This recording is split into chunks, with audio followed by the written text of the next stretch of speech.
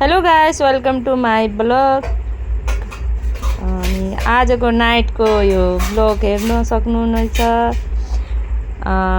यो सानो बाबु हो अनि दीपक हो यसको नाम। अनि उसले भन्यो आन्टी एउटा ब्लग बनाऊ भनेर। अनि त्यसपछि मैले दीपकसँग एउटा ब्लग बनाएँ। अनि दीपकले भनिरहेको थियो, हेलो गाइस, मेरो आन्टीको नयाँ ब्लग बनाउँदै हुनुहुन्छ अनि लाइक अनि सब्सक्राइबर गर्नु होला अनि सेयर गर्नु होला, फलो गर्नु होला भन्नुभएको थियो। अनि त्यसपछि मेरो बुढा कस्टमरसँग कुरा गर्दै हुनुहुन्थ्यो। अनि त्यसपछि मैले मेरो बुढासँग पनि बनाएको। अनि त्यसपछि यो रहेछ सानो काउन्टर। हामी काउन्टर बितायो अफिसभित्र। अनि मेरो बुढाले स्प्राइट पिँदै हुनुहुन्थ्यो।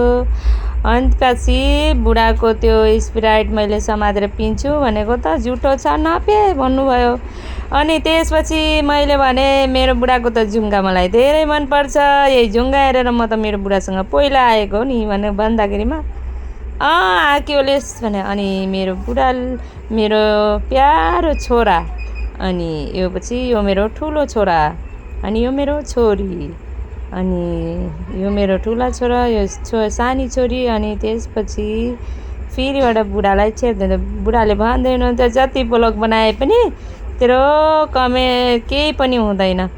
2 वर्ष भयो तैँले बनाउन लगाएको भिडियो सब कुछ त केही पनि हुँदैन, ब्लग बनाएर के हुने हो भन्दै हुनुहुन्थ्यो। त्यसपछि मेरो छोरीलाई भने नपे, यसमा त दारू मिलाउनु भएको छ भनेको त झर्केर हाँस्न लाग्यो। अनि त्यसपछि हेर्नुहोस् फेरि सानो ब्लग।